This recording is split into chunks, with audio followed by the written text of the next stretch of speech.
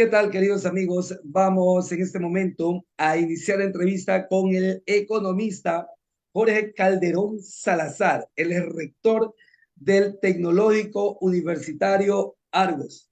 La verdad, como le decía antes de iniciar la entrevista, con él he hablado años de economía, pero en esta ocasión vamos a hablar de educación, maestro. Y el tema va enfocado en torno al cambio que se está dando en nuestra sociedad de la presencialidad a lo digital. Para algunos existe ese no aceptar porque la presencialidad que hubo antes de la pandemia va a volver. ¿Cuál es su opinión con respecto a este tema? Así iniciamos, maestro. Bienvenido a YAP TV. Hola Raúl, un gusto estar en YAP TV. Mira, realmente tú tocas un tema muy importante y que de alguna forma ha tenido un punto de inflexión a raíz de la pandemia en varios ámbitos y sin duda la educación no deja de ser de ellos.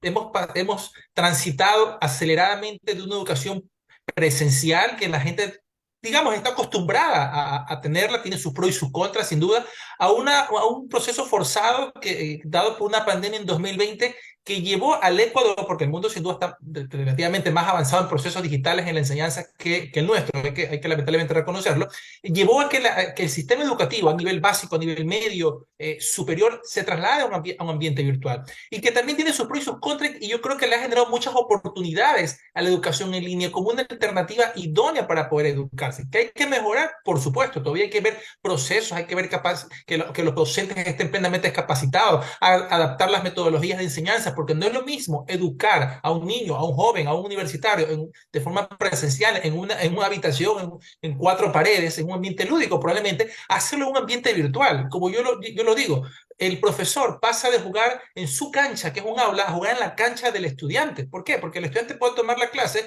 en una casa, puede tomar en un dormitorio, apagar la cámara, está jugando en las condiciones de él. Entonces, lo reta a que sea un proceso más dinámico su clase para tenerlo con él dentro de ese proceso de enseñanza-aprendizaje. Sin duda también dejó entrever muchas falencias en el ámbito tecnológico en el país porque no había suficiente conectividad. Muchos, cientos, miles de niños y jóvenes se quedaron fuera de los procesos de enseñanza-aprendizaje desde el 2020. Si bien se ha recuperado terreno, todavía vemos en algunos sectores urbanos marginales, especialmente unidades fiscales, que llevan hasta 2 o 3 años de educación virtual. Entonces, ¿y qué tan hemos probado que la calidad de la educación virtual? Probablemente nos daremos cuenta cuando estas personas avancen y entren a procesos en otras instituciones como la universidad. En todo caso, y sin duda resulta una oportunidad, pero todavía falta mucho por hacer para poder mejorar tener una educación en línea, virtual o a distancia, porque son distintas las modalidades de calidad en el país. Ahora, maestro, aquí viene una situación. En Chile me hablaba un buen amigo, rector de una universidad, y aparte me lo compartía alguien radicado en ese país, que fueron meses los que tuvieron de virtualidad, pero cuando fueron a la presencialidad hubo un problema de adaptación y hubo incluso violencia en las aulas. ¿Será acaso que hace falta desde el Estado un sistema de adaptación, procesos de adaptación para estos jóvenes que por un momento están presenciales, por otro momento están virtuales, como para acompañar? Coincido contigo, hace falta los procesos, los reglamentos, el seguimiento, porque todo es parte de un sistema. Puede existir política pública, pero si la misma no se aterriza o no se coordina con las distintas entes que conforman un sistema de educación, sin importar su nivel básico, medio o superior, no va a dar los resultados que se espera. ¿Por qué razón? Porque los problemas que hay en el hogar o los problemas que existen en un entorno más cerrado, por así decirlo, cuando estamos virtualmente hablando, no son los mismos de los que suceden presencial. Incluso hay algunas problemáticas que van bidireccionales. Del bullying pasamos a un cyberbullying o problemas que se le presentan en el entorno del hogar del que probablemente el niño o el joven se aísla cuando está en su institución educativa, los ve cada vez más presente la violencia familiar. Entonces hay un sinnúmero de cosas que inciden en la capacidad de que el joven o el niño o el joven pueda adaptarse a los procesos. Y los cambios también los asustan, como cualquier ser humano, cuando está enfrentando un cambio, siente temor, no sabe cómo va a pasar, si va a ser capaz él de adaptarse o no a esos procesos educativos. Y por tanto, es necesario que exista un acompañamiento por parte de personas calificadas, llámese en las unidades educativas básicas y media, el DESE, o llámese en la institución de educación superior, bienestar universitario. Pero es importante que exista un acompañamiento, que exista canales de ayuda, de asesoría, no solo al estudiante, sino también a los padres, a los docentes, que tampoco podemos creer que los docentes pueden asumir toda esa carga, porque en muchas ocasiones ellos son el primer filtro, el primer contacto del estudiante sobre sus problemas y empieza a enterarse, y eso también le afecta la psique, la parte emocional del docente, de que a veces se siente frustrado porque no puede dar todo de sí ante la clase, o también tiene sus propios problemas. Los padres que en los últimos 10, 15 años están más sumidos en el trabajo por las coyunturas económicas que atraviesan, y que ahora también tienen que tener un rol de profesores o tutores para ayudar al hijo, porque el mismo ya no puede salir con las facilidades que tenía. Entonces, son varias situaciones que involucran que entre todos los actores se ayude, que exista personal de apoyo en las instituciones educativas, insisto, no solo para el estudiante, sino también para los padres, para los maestros, procesos de acompañamiento, que pueda existir una capacidad de adaptabilidad, y lo hablamos en su momento, las capacitaciones. Las capacitaciones va a ser muy importante para que las personas sepan cómo tratar este tipo de problemas o cómo identificarlos, porque probablemente existen y el profesor no los sepa identificar, y tal vez el estudiante no dé lo mejor de sí porque tiene un sinnúmero de situaciones que lo están afectando, que no le permiten adaptarse, y tal vez se refleja en unas calificaciones que no son las esperadas o comportamientos disciplinarios que no son los requeridos. En todo caso, es importante los procesos, las reglamentaciones, el acompañamiento, pero sobre todo la acción participativa de todos los actores del sistema de educación.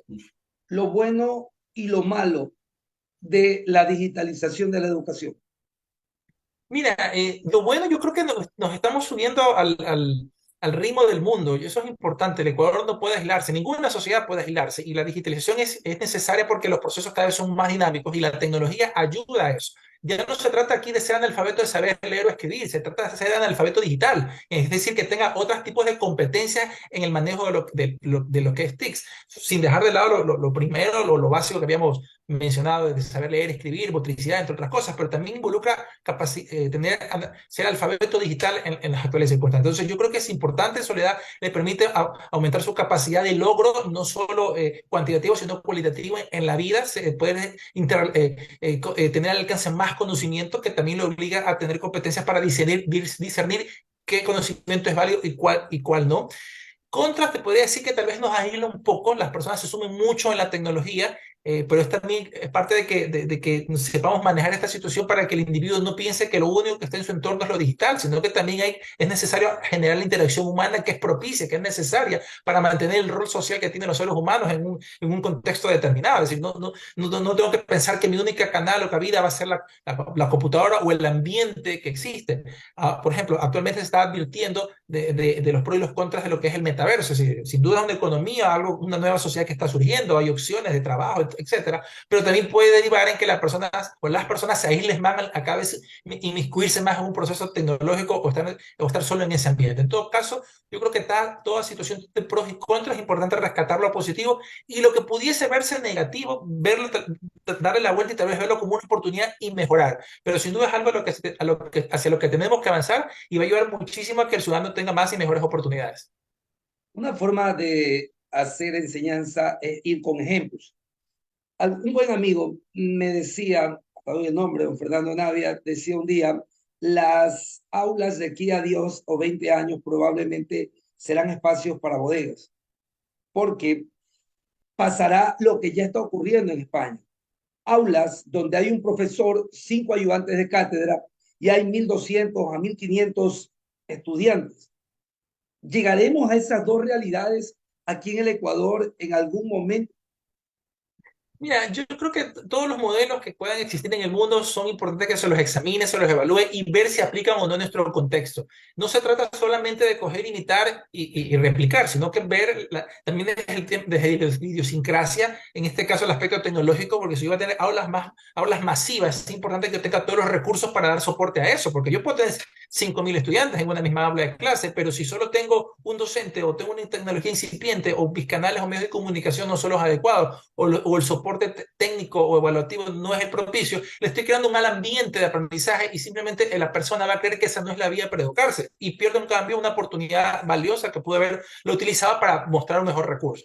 En todo caso, hay que ver la capacidad de replicarse y tanto en cuanto se consideren los aspectos propios de una sociedad, propios de un sistema de educación. Personalmente los considero idóneos. Yo he participado de cursos o programas, digamos que masivos en la cantidad de participantes y ha habido un buen proceso de enseñanza-aprendizaje porque hay lo suficiente soportes educativos, soporte institucional y soportes tecnológicos. ¿Sí? Y yo creo que ayuda muchísimo a que el estudiante pueda dar una buena experiencia de aprendizaje y sin duda la institución educativa que opta por esa vía tenga una capacidad de replicar o de fomentar ese tipo de cursos o programas.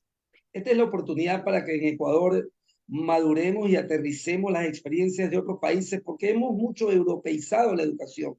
Trajimos un examen de admisión que prácticamente, más allá de lo positivo, ha dejado a más de 1 millón de personas fuera del sistema, olvidando de que Europa es el viejo continente y nosotros somos el nuevo continente. Ellos sufrieron para adaptar los procesos y nosotros muy frescos vinimos, copiamos, pegamos y no me importa que se quede 1 millón de personas fuera del sistema. Y hoy incluso vemos lo que ocurre en las calles.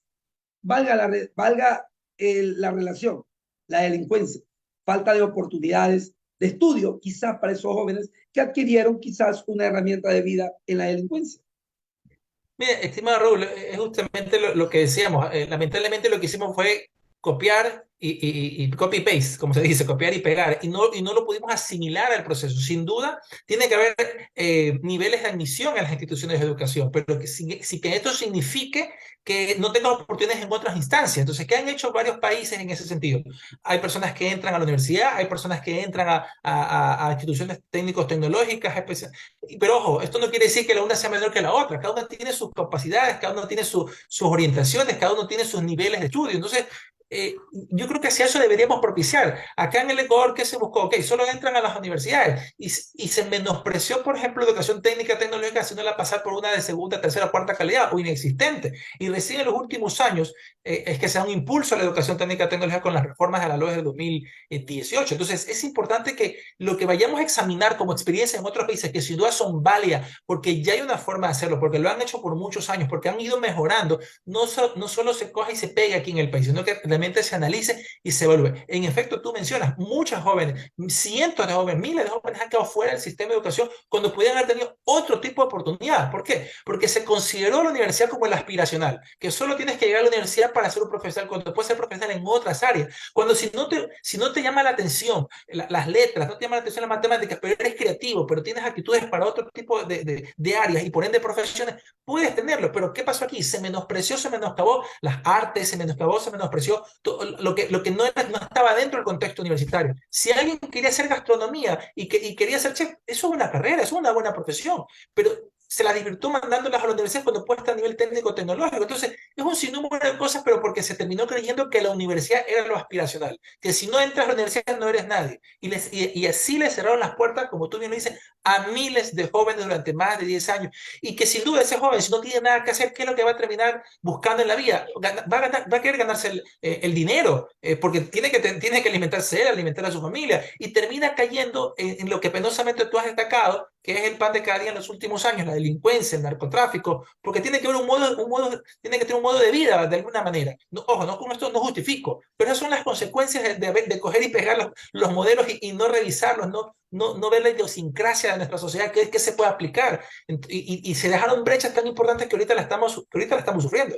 Lo que nos pasa ahorita es lo que uno termina cosechando, no es que aparece recién por obra y gracia, es porque algo pasó durante mucho tiempo y sin duda estamos viendo los resultados. En todo caso, importante poder tener ejemplos, verlos, que nuestros académicos, nuestros hacedores de políticas públicas los puedan ver, pero sin duda también viendo las capacidades que tiene el país para asimilar eso. Algún buen maestro de esos de hace 50 años me decía, yo prefiero ver 100 estudiantes en un aula con cabezas en las ventanas, con chicos en el piso sentados, pero no prefiero ver esos 100 en las calles. Eso es lo que está pasando con la selección educativa. Vamos hacia el ángulo, don Jorge Calderón, vamos hacia el ángulo del maestro. Lo digo porque ocurre, y nos ocurre para quienes damos clases, que en un aula vemos 60 personas. Usted es el eje. Cuando sale a la calle, no identifica ninguna, me pasa a mí, pero los 60 sí lo identifican a uno. De pronto viene el trabajo, que es en plataformas que uno tiene que utilizar para diferentes tipos de cosas. Y ha sido un gran problema la adaptación. ¿Cómo interpreta esto una situación donde muchos incluso han tirado la toalla? ¿Qué identifica usted que falta como para adaptar también a los profesores en esa relación con los estudiantes y en esa relación con la institución para estar de buenas? Mira, el profesor sin duda es un esfuerzo importante al momento de enseñar porque se busca preparar, busca estar adaptado a ese nuevo entorno que le toca vivir, sea porque tiene una pasión por enseñar. Y yo creo que lo que ha faltado es que primero que al docente se le provea de las herramientas adecuadas. Muchas instituciones dejaron a los docentes solos. Desde su casa, enseñe, busque una laptop, póngase usted en internet, pero el proceso educativo parte de la institución educativa y eso no solo lo afectaba emocionalmente al docente porque tiene que ver cómo lo soluciona, sino que también lo afectaba económicamente porque tenía que utilizar sus propios recursos. Uno, dos, faltó también es que capacitación a los docentes. Hay muchos docentes que se buscan preparar, pero a veces es tan esquivo hacerlo por la falta de recursos económicos en ese sentido. Entonces yo creo que las instituciones de educación, si no cuentan con los recursos para hacerlo, únanse con otras instituciones, busquen programas que puedan de alguna forma costear o poner al alcance de los docentes para que lo ayuden. Y también un tercer aspecto, la parte emocional del docente. No pensemos que el docente es una máquina que se para ahí en la clase o se para frente a un computador y enseña. El profesor necesita ser escuchado, el profesor necesita ser tratado como persona, no solamente como un indicador más de un sistema evaluativo de cualquier nivel de educación que estemos hablando. Es una persona, es un ser humano que necesita ser escuchado, que tiene sus problemas y que a veces le toca portarse como payaso de circo porque se siente mal, se siente agobiado en algún aspecto que lo ocupa, pero tiene que ir a cumplir su trabajo y el payaso de circo tiene que hacer divertir a los asistentes y el profesor tiene que dar su clase a pesar de lo agobiado que esté por los problemas. ¿Y quién escucha al docente? Entonces es importante en ese sentido que exista toda una estrategia que ayude, que valore al docente como ser humano, no solo como el profesional que es, y en este sentido se le provee las herramientas, los instrumentos tecnológicos, eh, la, eh, la parte de capacitación y sin duda que también tenga una remuneración acorde a las expectativas que él espera y al trabajo que está desempeñando. En el ángulo de los estudiantes, muchos dicen, hey, la sociedad está siendo egoísta, porque ustedes, personas que tienen más de 45, 50 años, ustedes tuvieron una universidad presencial, yo no, y estoy teniendo poca interrelación con mis pares, con mis compañeros, y me puedo traumar, me puede pasar algo en lo psicológico. ¿Cuánto podría repercutir esto en el desempeño de los jóvenes a futuro? Mira, es parte de los riesgos, de los contras que puede tener la educación virtual, de que las personas se aíslan y sin duda es comprensible que ellos necesitan tener una capacidad de adaptación en el mundo real, no solo en lo virtual. Entonces hay que desarrollar estrategias para que el individuo al conectarse al mundo virtual no se desconecte del mundo real. Eso es importante hacerlo. Tiene que haber un balance porque al final del día el sistema en línea, el sistema de educación virtual va a estar presente ahí y es parte del futuro. Les guste o no algunos actores en los sistemas de educación, pero va a estar ahí. Es un recurso, es una oportunidad para mucha gente que tal vez no tiene al alcance una educación presencial, un establecimiento educativo en su territorio, cualquiera que sea este. En todo caso, es importante hacer un balance, es importante que el individuo sea parte activa de los procesos sociales en un país para que pueda aportar a través del debate, a través del discernimiento, a través del análisis, de la investigación y siempre esté conectado, siempre esté enchufado a ese mundo real, que es importante porque también le ayuda a mantener la sensibilidad como ser humano para que pueda analizar mejor los problemas a los cuales va a estar abocado. Finalmente, economista Jorge Calderón, para los jóvenes, para los padres de familia, para los profesores que aún la piensan, ¿la virtualidad llegó para quedarse? Por supuesto que sí, hay que adaptarse, hay que ver lo mejor de esta modalidad de estudios y sin duda eso va a ayudar a que muchas personas puedan ampliar sus oportunidades, no solo de profesionales, sino de aprendizaje.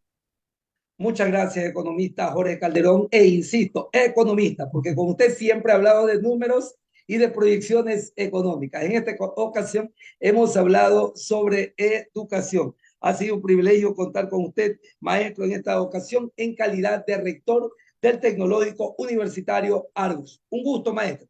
Muchas gracias, estimado Raúl, éxitos. No te pierdas el sabor típico de La Selvita. Estamos en Centro Comercial Las Terrazas, kilómetro 1.5 vía San Borondón. Aspi Band, la única banda musical con chicos Asperger de Ecuador. Gracias por darle me gusta a este video.